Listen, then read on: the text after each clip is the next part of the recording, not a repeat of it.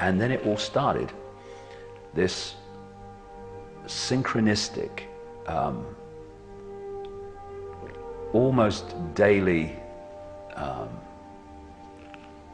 this daily journey through a maze. And when I started out, it was a thick maze. I had no idea what this was all about. Just felt I had to go with it. I didn't even know why I had to go with it. I just got to go with this. And what's happened is, it's like some force has been opening and closing doors. So I go down this road in a maze and not this one. And so coming round to, you know, answering your question directly, I just follow, and have followed now for nearly 20 years, this pulsing, this urging, this knowing that passes through me.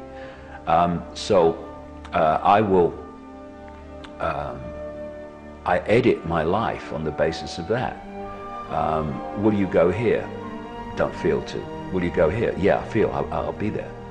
And what has happened as a result of just doing that is I've walked into people, experiences, information, books, documents, which has taken me, when I look back, on a very specific journey. I've described it before as like you're trying to put a jigsaw puzzle together, and some force is handing you the pieces, almost in the right order that you can encompass them in the picture most easily. And so, first of all, in the early years of the 90s, and through to about 1996, all the synchronicity was about the 5 sense level of this conspiracy.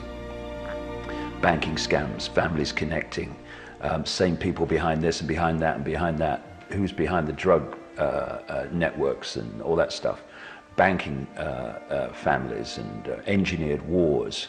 What was really behind the Second World War, the First World War, what's this? And then what's this?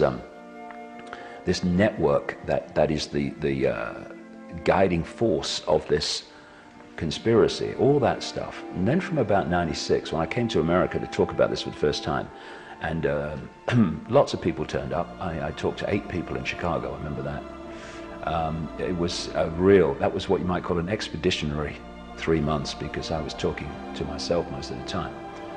But I was picking up information as I passed around, and what started then from 96 onwards was the next stage of this, which is these families that I'd learned so much about in the years before, were actually connected to some non-human race or entities, for which they were basically fronting up an agenda within this 5 sense reality. That's when I went into the whole reptilian stuff. And of course, the synchronicity of my life and my journey, personal journey, and my communication of information are fundamentally connected, because part of my, massive part of my life is, as I've been learning more and more, you know, my personal journey has been clearing out my own body computer programming, so that you know, I can access higher and higher levels of consciousness. Of course, everyone's got the opportunity to do that, and many people are doing it now. So I've had great challenges in my life at the same time as doing the information to break this up. And break these programs up, and one of the biggest ones happened in 1991, when I started talking about what was happening to me. And of course, I was a well-known television presenter in Britain, so there was monumental ridicule of a kind that, you know, few people can actually have experienced. I mean, I would walk down the street and be laughed at by most of the people in the street for like 2-3 years. A comedian only had to say my name, no joke necessary, get a laugh. What I was just going to say, the reason I bring this up is about the synchronicity of my life. It's because from 96, when I started going to the reptilian stuff, because I'd been through that mass ridicule in the early 1990s, it had cleared me out of the key thing that most people live in, the prison that most people live in, which is the fear of what other people think. Therefore, to me, coming out from the late 90s about the reptilian stuff was not a problem, because the level of ridicule could not be greater than what is before.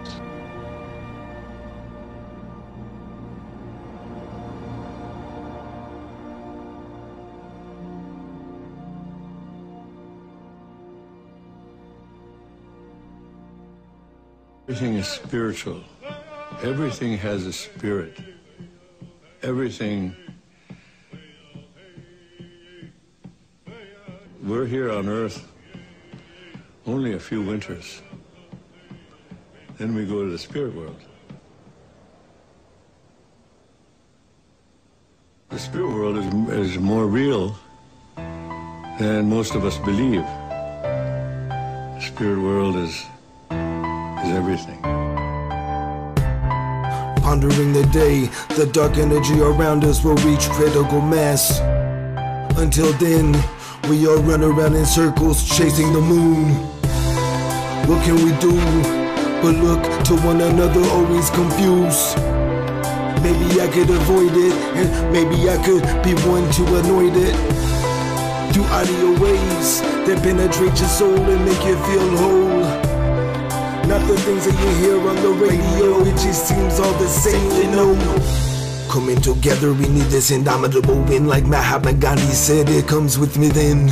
And don't be your own fake. A man never knows his own strength until he gets to give in. And before you judge another man, make sure that you're right with yourself inside. And most people are repressible nowadays. They take your own personality and wear it days. All I know is the darkest rainbows are coming, so you know. But we gotta escape, we gotta make right for things that we thrown away. Over and over, it seems that it's never gonna end, it's never gonna mend. But we gotta be right, we gotta patch all the wounds that we left inside. There is always wounds left within, ones you can't see. There is always wounds, ones within, ones you can't believe. There is always wounds left within, ones you can't see. There is